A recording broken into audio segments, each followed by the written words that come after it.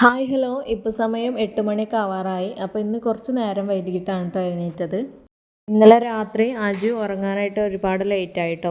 പിന്നെ ഇന്ന് വെള്ളിയാഴ്ച കൂടിയാണ്. അപ്പോൾ എന്നാൽ മക്കൾക്ക് മദ്രസ ഒന്നും ഇല്ലല്ലോ. അപ്പോൾ നിസ്കരിച്ചിട്ട് കുറച്ച് നേരം കൂടി കിടന്നു. രാത്രി തന്നെ ഞാൻ ചായക്കുള്ള വെള്ളമൊക്കെ ഗ്യാസുമ്മൽ കൊടുന്ന് വെച്ചിട്ടുണ്ട്. ഇന്ന് രാവിലത്തേക്ക് കഴിക്കാനായിട്ട് ദോശയാണ് ഉണ്ടാക്കുന്നത്. അപ്പോൾ അതിന് വേണ്ടി തലേദിവസം തന്നെ മാവ് കൂട്ടി വെച്ചിരുന്നു. അത്യാവശ്യം നന്നായിട്ടുണ്ട് കേട്ടോ. മാവൊക്കെ പൊങ്ങി വന്നിട്ടുണ്ട്.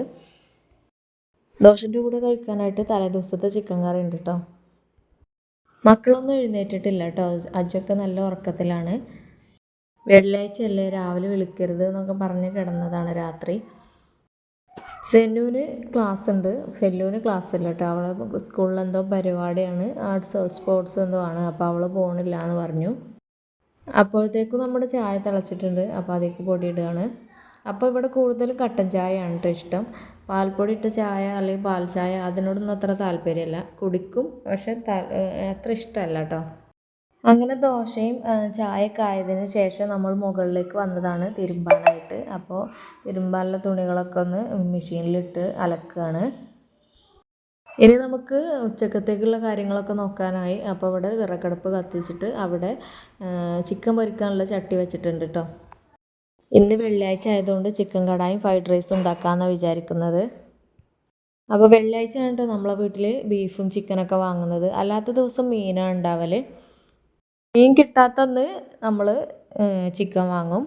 അങ്ങനെയൊക്കെ തലേ ദിവസം തന്നെ ഞാൻ ചിക്കൻ വാങ്ങിയിട്ട് കഴുകി മാഗ്നേറ്റ് ചെയ്ത് ഫ്രിഡ്ജിൽ വെച്ചിട്ടുണ്ടായിരുന്നു കേട്ടോ.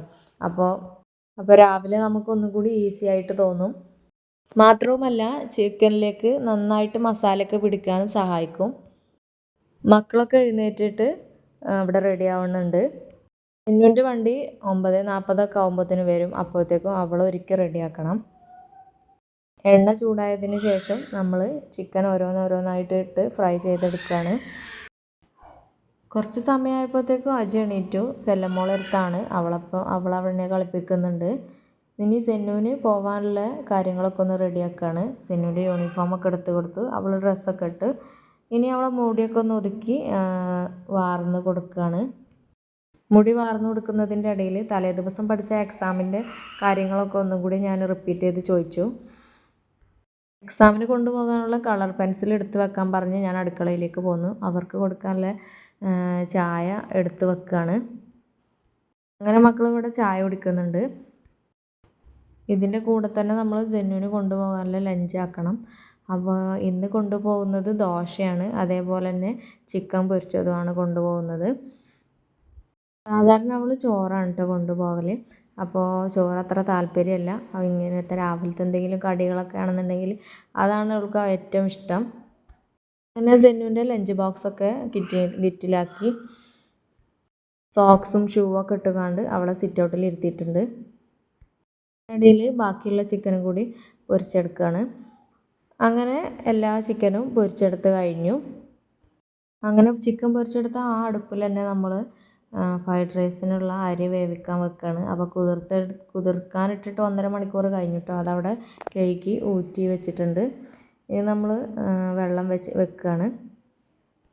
ഉപ്പിട്ട് കൊടുത്തു നന്നായിട്ട് തിളച്ച് വരട്ടെ.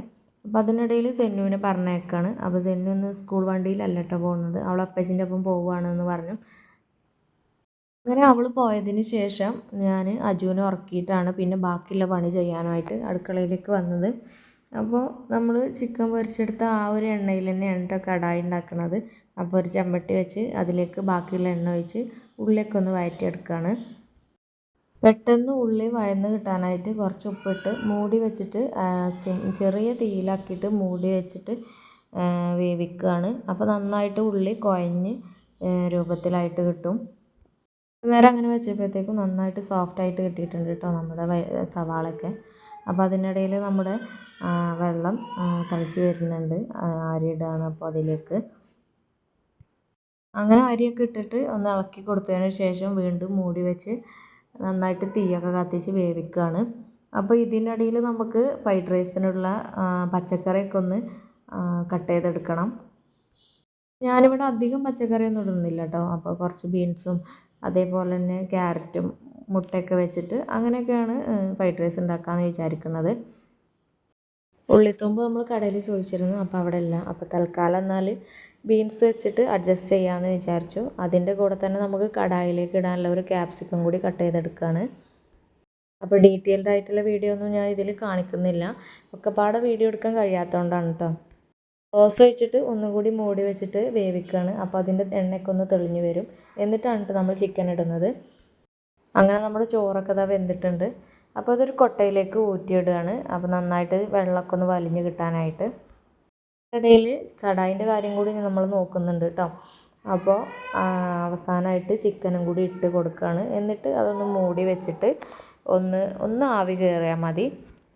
ഏകദേശം കടായി ഇവിടെ റെഡിയായി. അപ്പോൾ ഇനി നമുക്ക് കുറച്ച് മല്ലിയിലയും കൂടി ഇതിൻ്റെ മുകളിലേക്ക് ഇട്ട് കൊടുക്കുകയാണ്. എന്നിട്ട് അത് ഇളക്കിയിട്ട് അത് മൂടി വെക്കുകയാണ്. എന്നിട്ട് ചോറ് വെന്ത ആ ഒരു അടുപ്പിൽ നമുക്ക് ഫ്രൈഡ് റൈസ് ഉണ്ടാക്കാൻ തുടങ്ങാം. ഒരു പാത്രത്തിലാണ് കേട്ടോ നമ്മൾ ഫ്രൈഡ് റൈസ് ഉണ്ടാക്കുന്നത്. അപ്പോൾ ആദ്യം തന്നെ ഞാൻ അതിലേക്ക് സൺഫ്ലവർ ഓയിൽ ഒഴിച്ചിട്ട് മുട്ട 3 പൊട്ടിച്ച് വയ്ക്കുകയാണ്. ചില്ലി രൂപത്തിലാക്കിയെടുത്തിട്ട് വേറൊരു പാത്രത്തിലേക്ക് മാറ്റി വെച്ചിട്ടു. എന്നിട്ട് ഇതേ പാത്രത്തിൽ തന്നെ വീണ്ടും സൺഫ്ലവർ ഓയിൽ ഒഴിച്ചിട്ട് നമ്മൾ ഈ പച്ചക്കറിയൊക്കെ ഇട്ടൊന്ന് വഴറ്റിയെടുക്കുകയാണ്. പച്ചക്കറിയൊക്കെ ഒന്ന് വഴണ്ടി വന്നതിന് ശേഷം നമ്മൾ ചില്ലിയാക്കി വെച്ചിട്ടുള്ള ഈ ഒരു മുട്ടയും അതേപോലെ തന്നെ സോയാ സോസും കുരുമുളക് പൊടിയൊക്കെ ചേർത്ത് നമ്മൾ വേവിച്ച് വെച്ചിട്ടുള്ള ഈ ഒരു ചോറ് അതിലേക്കിട്ട് മിക്സ് ചെയ്തെടുക്കുകയാണ്. അങ്ങനെയാണ് ഫ്രൈഡ് റൈസ് ഉണ്ടാക്കുന്നത്. എന്നുണ്ടെങ്കിൽ പച്ചക്കറിയൊക്കെ ഒന്ന് വാട്ടണ ആ ഒരു സമയത്ത് നമുക്ക് ചെറിയ ചിക്കൻ പീസുകളൊക്കെ ഇട്ട് കൊടുക്കാം കേട്ടോ. ഞാനതൊന്നും ഇട്ടിട്ടില്ല.